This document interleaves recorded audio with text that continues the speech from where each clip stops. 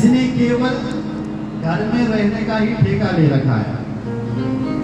जब जब चुकाया हो गई, कूड़ा हो गया, पैसा तो खूब है, फिर भी कहो बोले महाराज तो दान दक्षिणा करो, ये कथा कराओ, भजन करो कुछ। फिर कहता है नहीं नहीं भजन ही करना था, कथा ही करनी थी मैंने, एक टेंशन है मुझे। कौन सा? अभी मेरी नातनी की शादी नहीं हुई, उसका टेंशन। बताओ, मरने के लिए तैयार हो गया और अभी भी टेंशन में जी रहा है कि नातनी की शादी हो जाती। जय श्री।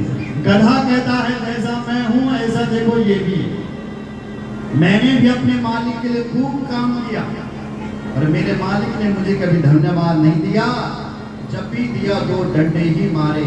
उसी प्रकार जब तक आप घर वालों के लिए करोगे, जब तक आप करोगे तब तक वो अच्छा मानेंगे। जिस दिन तुमने देना बंद कर दिया उस दिन वही घर वाले तुम्हारा साथ बोलो जय श्री। इसलिए परोपकार के लिए अपना जीवन जीना चाहिए। जो भगवान की भक्ति नहीं करता है उसका तो जीना ही बेकार है। कैसे? क्रम विक्रमानिये नसृणवतः कर्णकुटेन रस्या जुब्बा सती दादुर्कीव श्रुता न जोपगाया त्यरुगाया था। जिसके कान भगवान की कथा को नहीं सुनते हैं उसके कान कर्णकुट के समान हो जाते हैं। जिसकी ये जिह्वा भगवान के गुणानुवादों को नहीं गाती है मनुष्य शरीर धारण करके, उसकी ये जिह्वा तो दारू के समान हो जाती है। इसलिए मनुष्य का छिछोरा तो भगवान की भक्ति करने के लिए ही मिला। परीक्षित ने प्रश्न किया गुरुदेव भगवान इस संसार को बनाते कैसे हैं? तब श्री सुखदेव जी महाराज ने मंगलाचरण किया और मंगलाचरण करते हुए कहा है हे परीक्षित, जैसे मकड़ी अपने जाले को अपने आप बनाती है और अपने आप बनती है, ऐसे ही भगवान इस संसार को अपने आप बनते हैं और अपने आप बनाते हैं। ऐसी सृष्टि के बारे में सब कुछ बताया। इस श्रीमद् भागवत के 10 लक्षणों का निरूपण किया और यही पर ही द्वितीय स्कंद को विराम दे दिया। बोल भक्तवत्सल भगवान की जय। तृतीय स्कंद में प्रवेश करते हुए महाभारत की कथा को श्री सुखदेव जी महाराज छेड़ देते हैं कि जिस समय श्री धृतराष्ट्र जी बिल्कुल ही अंधे हो गए थे, विनष्ट दृष्टि। क्यों जी? धृतराष्ट्र तो पहले से ही अंधा था। बोले बाहर की आंखें तो इसकी फूटी हुई थी लेकिन अंदर की भी आंखें फूटी हुई, फूट गई, क्योंकि अधर्म का साथ दे रहा है, अपने बेटे का साथ दे रहा है। आप जानते हैं ये धृतराष्ट्र कैसे पैदा हुआ? इसके लिए हमको महाभारत की कथा में जाना पड़ेगा। जब देवव्रत पितामह भीष्म का नाम पुराना नाम देवव्रत था और उसके पिताजी को एक कन्या पसंद आ गई थी और कन्या के पिताजी ने कहा कि हे शांतनु राजा मैं तुझे अपनी बेटी नहीं दे सकता। क्यों? बोले तेरे घर में कोई बेटा है और मैं यदि मेरी बेटी पसंद है तो मैं एक ही शर्त पर तुझे अपनी बेटी दे सकता हूँ, क्योंकि मेरी बेटी का जो बेटा होगा वही हस्तिनापुर का राजा बनेगा। अगर तुझे ये स्वीकार है तो दे दा मेरी बेटी। लेकिन शांतनु कैसे करेगा? समझ में नहीं। देवव्रत को जब पता चला कि मेरे पिताजी इसलिए उदास हैं, तो उस देवव्रत ने प्रतिज्ञा करी, उस निषाद से कहा कि अपनी बेटी को मेरे पिताजी को दे दो, लेकिन निषाद ने मना कर दिया। क्यों? बोले तू जब तक अपने पिताजी के पास है तेरा पिताजी तुझे ही राजा बनाएगा, मेरी बेटी से जो बेटा पैदा होगा उसको राजा नहीं बने, इसलिए मैं तेरे पिताजी को अपनी बेटी नहीं दे सकता। तो इस पर उस देवव्रत ने कठोर प्रतिज्ञा करी, यमुना जी का जल हाथ में लिया और देवव्रत ने कहा कि हे निषाद राज, आज मैं भगवान सूर्य को साक्षी मान करके यमुना जी के तट पर यह प्रतिज्ञा करता हूँ कि यदि मैंने कभी विवाह किया तो मैं अपने पूर्वजों को कभी अपना मुंह नहीं दिखाऊंगा, मैं हमेशा ही ब्रह्मचर्य व्रत का पालन करूंगा और तू अपनी बेटी को मेरे पिताजी को दे दे। यदि तुझसे मुझसे भय लगता है कि मैं राजा बनूंगा, यदि तुझे मेरे बेटे से भी भय लगता है कि मेरा बेटा राजा बनेगा, तो मैं प्रतिज्ञा करता तेरी बेटी से जो बेटा पैदा होगा वही राजा होगा। जब ये प्रतिज्ञा की महाराज तो आकाशवाणी हुई। आकाशवाणी ने कहा, हे बेटा देवव्रत, तुमने आज भीषण प्रतिज्ञा की है, हम तुम्हें वरदान देते हैं, हम तुम्हें आज घोषणा करते हैं कि आज से तुम्हारा नाम देवव्रत से भीष्म कहा जाएगा, क्योंकि तुमने आज भीषण प्रतिज्ञा कर दी है, इसलिए तुम्हारा नाम भीष्म कहा जाएगा। पितामह इसलिए कह रहे हैं क्योंकि दादाओं का परदादा है, इसलिए पितामह। बोले जय श्री राम। और वो पितामह, वो देवव्रत, वो भीष्म अपनी उस निषाद राज की बेटी को लेकर अपने पिताजी को देते। बोले पिताजी ये लो तुम्हारी अमानत। बोले बेटा ऐसा तूने क्या कर दिया? बोले पिताजी मैंने तो प्रतिज्ञा कर दी है कि जब तक ये जीवन रहेगा तब तक मैं विवाह ही नहीं करूंगा। उसका पिताजी नाराज हुआ। बोले बेटा अपुत्रस्य गतिर्नास्ति, पुत्र के बिना तो गति नहीं होती, अब तेरी गति कैसी होगी?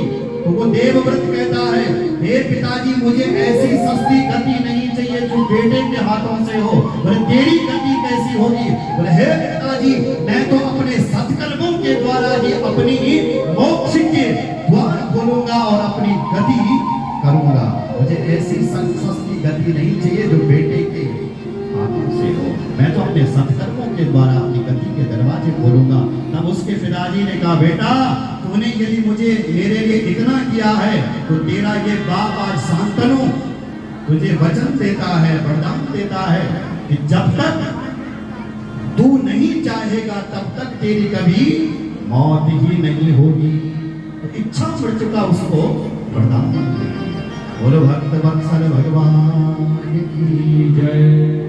समय बीता। महाराज पितामह भीष्म और उसके भाई लोग हस्तिनापुर के राज्य को चलाने लगे। और एक दिन समय आया कि उसके दोनों भाई, उसके माँ के जो पुत्र थे, वो दोनों भाई चित्रांगद और विचित्रवीर्य एक युद्ध में मारे गए।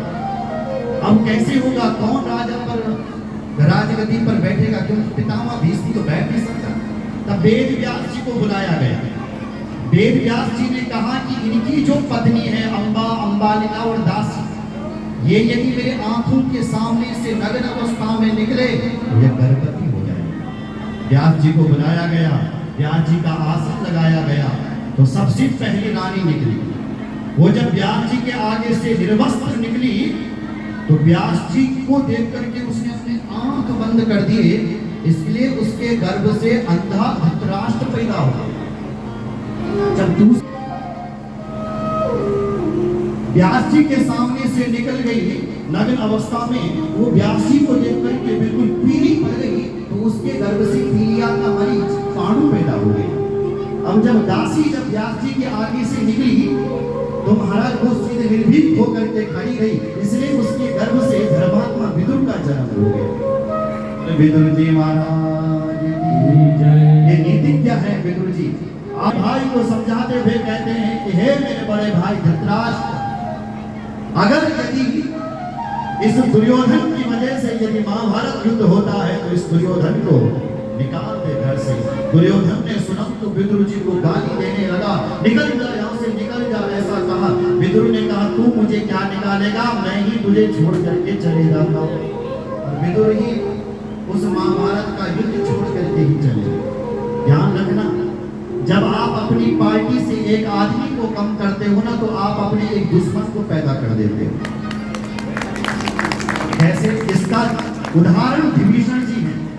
रावण ने जब विभीषण को लंका से निकाला तो एक रावण का ही दुश्मन पैदा हो गया। बोलो जय श्री। अस कहीं चला विभीषण जब ही आयुहीन भई,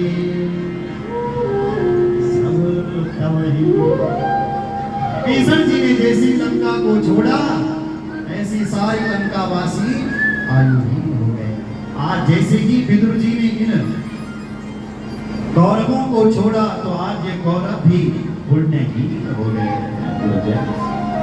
विदुर जी तो चले गए, तीर्थ यात्रा करने लगी। महाभारत का युद्ध हुआ, उस महाभारत के युद्ध में सत्य की जय हो गई। पांडव विजयी हो गए और समय बीता और भगवान भी अपने परम धाम के लिए चले गए। लेकिन जब भगवान अपने परम धाम को जा रहे थे तो भगवान ने अपना गोपनीय ज्ञान उद्धव को दिया और उद्धव से कहा कि तुम बद्रीवन चले जाओ, बद्रीनाथ जाओ। और दूसरा ये ज्ञान मैत्रेय मुनि ने सुना। मैत्रेय से कहा है कि हे मैत्रेय, तुम विदुर के पास चले जाओ और मेरा ये गोपनीय ज्ञान विदुर जी को प्रदान करो। तो भगवान अपनी लीला को स्मरण करके तो परम धाम को गए, पर विदुर जी अब मैत्रेय को ढूंढते ढूंढते निकल पड़ा कि कहाँ होगा मैत्रेय। आज मैत्रेय मुनि विदुर जी को गंगा के तट पर मिल गए। विदुर जी को देखा मैत्रेय जी ने तो कहा कि आओ आओ विदुर, तुम्हारा स्वागत है। भगवान मेरे कंधे पर बोझा देकर के गए हैं, मैत्रेय मुनि ने प्रश्न किया, विदुर जी महाराज ने उत्तर दिया और यहीं से मैत्रेय और विदुर संवाद प्रारंभ हुआ। विदुर जी प्रश्न करते हैं, गुरुदेव, शुभाय कर्माणि करोति लोको नते सुखं वा यदुपारमं वा विन्देत भूयस्तदैव दुःखं यदत्र युक्तं भगवान् वदेन्नः। हे महाराज मैत्रेय मुनि, मेरा आपसे प्रश्न है कि सुखाय कर्माणि, प्रत्येक व्यक्ति संसार में सुखी होना चाहता है लेकिन सुखी होता नहीं है। प्रश्न है कि जीव सुखी कैसे? मैत्रेय मुनि कहते हैं, विदुर जी, इस संसार में तो कहीं सुख है ही नहीं, आनंद है ही नहीं। गीता में भगवान ने कह दिया कि यहाँ संसार में दुख ही है, अनेक प्रकार के दुख है यहाँ। अगर सुखी होना है तो भगवान के चरणों में चलो, वही सुख है और कहीं सुख नहीं। बोलो जय श्री राम। जब तक उन प्रभु के चरणों से नहीं जुड़ोगे तब तक सुखी नहीं हो सकते। जय श्री राम। इसलिए उस भगवान के चरणों में जुड़ना पड़ेगा। सृष्टि के बारे में प्रश्न किया तो तब कहा भगवान की नाभि कमल से ब्रह्मा जी उत्पन्न हुए। ब्रह्मा जी ने वहां सृष्टि सबसे पहले सनत कुमार ऋषियों को जन्म दिया। उनसे कहा कि तुम सृष्टि करो तो उन्होंने मना कर दिया। तो ब्रह्मा जी को क्रोध आया। ब्रह्मा जी त्रिमूर्ति रूप में प्रकट हो गए। बोलो त्रिमूर्ति भगवान की जय, रुद्र भगवान की जय। इनका नाम त्रिमूर्ति भी है और रुद्र भी। इनसे कहा कि तुम सृष्टि करो तो भगवान ने अनेक असंख्य गणों की सृष्टि शुरू कर दी। अनेक प्रकार के अपने गण पैदा कर दिए भगवान को, सांप बिच्छू ये सब पैदा कर दिए। ब्रह्मा जी ने कहा इस सृष्टि को रोको, ये बड़ी खतरनाक सृष्टि, ऐसी सृष्टि हमें नहीं करवानी, तो केवल भजन करो। तो भगवान ने बोले तुम ही सृष्टि करो। तो ब्रह्मा जी ने अब की बार पुनः सृष्टि करी। तो अब की बार 10 ऋषियों को जन्म दे दिया। सबसे पहले का नाम मरीचि, अत्रि, अंगिरा, पुलस्त्य, पुलह, क्रतु, भृगु, वशिष्ठ, दक्ष और देवऋषि नारद। अपनी वाणी से सरस्वती को जन्म दिया, अपनी छाया से कर्दम ऋषि को जन्म दिया और अपने बाएं अंग से स्त्री और दाहिने अंग से पुरुष को जन्म दिया। उन्हीं का नाम हो गया मनु और शत्रुघ्न। बोलो भक्तवत्सल भगवान की। इनसे ब्रह्मा जी ने कहा कि अब तुम मैथुन सृष्टि करो। एक दिन मनु महाराज ने कहा, बोले महाराज मैं मैथुन सृष्टि को करना चाहता हूँ। एक राक्षस आ गया जो इस धरती को ही रसातल में ले गया। ब्रह्मा जी से इतना कहना था, उसी समय ब्रह्मा जी को छींक आ गई और ब्रह्मा के छींकते ही भगवान वराह के रूप में प्रकट हो गए। बोले वराह भगवान की जय। भगवान वराह का रूप थोड़ा सा था लेकिन देखते देखते विशाल हो गया। भगवान वराह चल पड़े रसातल में। उस राक्षस को, हिरण्याक्ष को मार करके इस धरती को स्थापित कर दिया और फिर कहा कि मनु महाराज अब करो आप सृष्टि। तो अब की बार मनु महाराज ने 3 बेटे और दो बेटियों को जन्म दे दिया। बेटियों का नाम है आहुति, देवहूति और प्रसूति। बेटाओं का नाम है उत्तानपाद और प्रियव्रत। तो सबसे पहले मंजली बेटी का चरित्र सुनाया। उसमें से जो देवहूति नाम की कन्या थी मनु महाराज की, उसका विवाह कर्दम जी से हुआ। कर्दम जी ने कहा था कि हम विवाह होते ही बाबा बन जाए, तो देवहूति ने कहा कि एक संतान होनी चाहिए। तो कर्दम जी ने कहा ठीक है। तो कर्दम जी ने भगवान का तप किया, तो भगवान से वरदान मांगा कि हे प्रभु आप मेरे पुत्र बनो। तो भगवान ने कहा तथास्तु। कर्दम जी तो सीधे विवाह करते ही समाधि में चले गए। अब बच्चा पैदा कौन करेगा? देवहूति क्या करें? तो देवहूति ने भी अपना सर्व श्रृंगार त्याग करके कर्दम जी की सेवा में लग गए। कई सालों के बाद जब कर्दम जी की आंखें खुली तो सामने देखा तो देवहूति। कर्दम जी ने पूछा देवी तुम कौन हो? मंद मंद मुस्कुरा करके कहा, बोले महाराज नहीं पहचाना, कुछ सालों पहले आपसे मेरा ब्याह हुआ था। अब कर्दम जी को याद आ गया, ओहो क्या तुम मनु की बेटी देवहूति हो? तुरंत कर्दम जी बोल तुष्टो हमद्यतामान अभिमानदाया शुसुष्टया परमया पनया च भक्त्या यो देहिना वयमति वसुभृत् स्वदेहो नावेक्षिता समुचिता छपितुम मदर्थी। हे मनुपुत्री तुष्टो हम तुष्टो हम तुष्टो हम तुमसे बड़े संतुष्ट हैं। अरे दुनिया में यदि सबसे प्यारा लगता है तो क्या लगता है? अपना शरीर। शरीर सबको प्यारा है ना अपना। दुनिया में यदि सबसे प्यारा लगता है तो अपना शरीर लगता है। तो हे देवी तुमने तो मेरी सेवा के लिए अपने शरीर का भी ध्यान नहीं रखा, इसलिए हे देवी वरदान मांगो, तुम्हें क्या चाहिए? क्या चाहिए? बोले महाराज मुझे तो और कुछ नहीं चाहिए, अगर देना ही चाहते हो तो एक बेटा चाहिए, और कुछ नहीं चाहिए। हे महाराज प्रत्येक स्त्री की दो इच्छाएं होती है।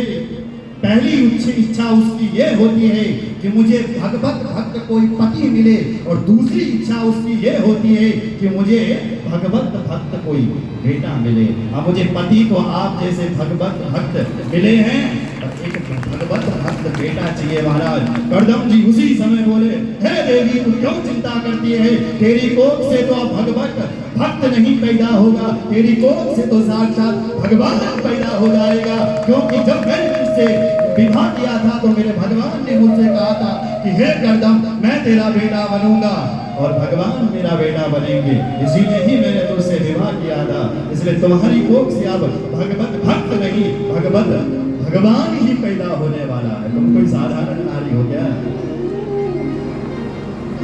तुम तो साक्षात मनु के बेटी हो। और तुरंत कर्दम जी ने संकल्प किया, और संकल्प करके ही जैसे ही मंत्र पढ़ करके छोड़ा तो एक कामक विमान पैदा हो गया। हवाई जहाज, ऐसा हवाई जहाज पैदा हो गया है जो कामना से ही चलता है। कामना करो बद्रीनाथ चलना है तो चल पड़ा, कामना करो कि बंबई जाना है तो चल पड़ा। इसलिए उस विमान का नाम है कामना। उस पर दोनों दंपति बैठे और सहस्र वर्ष तक विहार करने लगे, और कालांतर में 9 बेटियों को जन्म दे दिया। अब कर्दम जी सोचने लगे, हमने तो कहा था कि हम एक संतान होते ही बाबा बनेंगे, यहाँ तो हमारी 9 बेटियां हो गई, और फिर भी हमें अब चलना चाहिए। सीधे कर्दम जी ने अपना लाठा संगोटा उठाया और बन के चल पड़े। देवहूति ने निवेदन किया, है महाराज ये सब बेटियां हैं, अब इसका ब्याह कौन करेगा? और बेटियों की जब शादी हो जाएंगी तो मैं किसके सहारा रहूंगी? एक बेटा होना चाहिए। कर्दम जी को ध्यान आ गया भगवान का वचन। तुरंत कर्दम जी रुके, और अब की बार जब देवहूति मां गर्भवती हुई तो साक्षात भगवान इनके गर्भ में पधारे। कालांतर में भगवान का जन्म कपिल नाम से हुआ। कपिल देव भगवान की। कपिल भगवान के दिव्य दर्शनों के लिए ब्रह्मा जी स्वयं आए, और अकेले नहीं आए, अपने 9 पुत्रों को साथ में लेकर के आए। कपिल भगवान का वंदन किया, स्मरण किया, दर्शन किया और जब चलने लगे तो करदम जी ने निवेदन किया। क्या बोले? हे महाराज, आपके साथ में 9 बेटा और मेरे घर में 9 बेटी, क्या हम इनका ब्याह करवा दें? तो ब्रह्मा जी बोले जल्दी कराओ, बहुत जल्दी कराओ। तो क्या था, करदम जी ने अपनी 9 बेटियों का विवाह ब्रह्मा जी के पुत्रों से करवा दिया और अपने आप करदम जी विरक्त हो गए। बोल भक्त वत्सल भगवान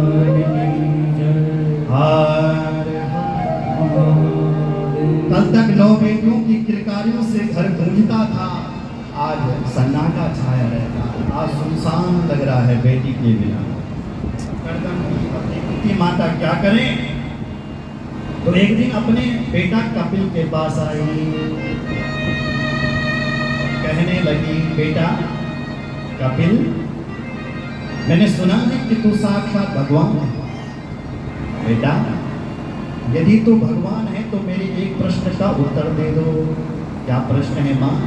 बोले बेटा, संसार का जितना भोग था उतना मैंने भोग लिया और इतना संसार का भोग लिया कि साधारण स्त्री कल्पना भी नहीं कर सकती।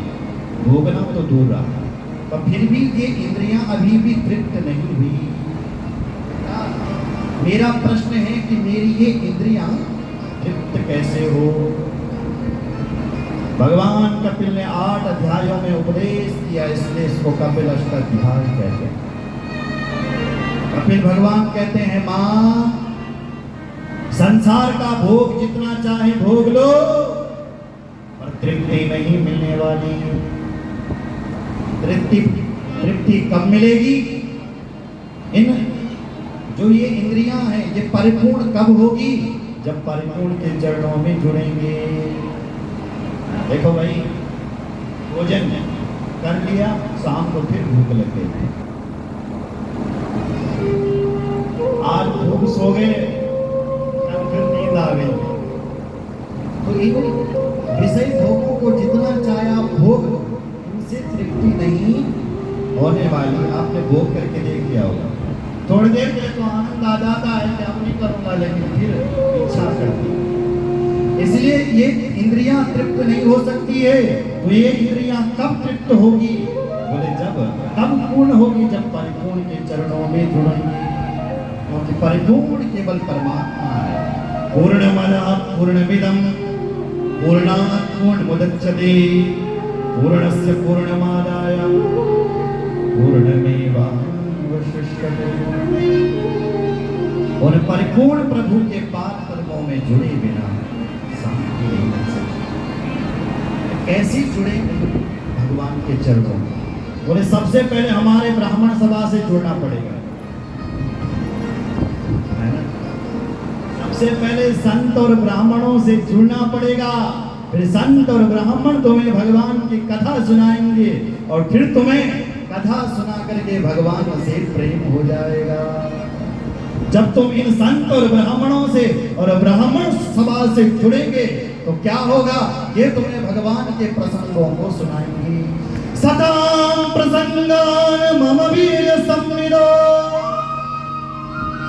भवन्ति हितकर्ण रसायन तथा अज्जोषणादा सपवर्ग वर्तमनि श्रद्धारतिर्भक्तिरनो क्रमेष्यति। हमारे ब्राह्मण आपको इतने चरित्र सुनाएंगे, भगवान के इतने चरित्र सुनाएंगे कि तुम्हारे अंदर श्रद्धा, रति, भक्ति सब पैदा हो जाए। ये पैदा हो जाए माँ, तो फिर जीव का कल्याण है। जब आप भगवान के मंदिर में जाएं दर्शन करने के लिए, तो कैसे जाएं? बोले भगवान के मुख को ना देखें, सबसे पहले भगवान के चरणों को देखना चाहिए। संचिन्तयेत् भगवतश्चरणारविन्दं वज्रांकुशध्वज सरोरुहलाञ्छनान्। संचिन्तयेत् भगवतश्चरणारविन्दं, भगवान के चरणों का ध्यान करना चाहिए। क्यों? चरणों में क्या है? बोले चरणों में चिन्ह है। क्या है?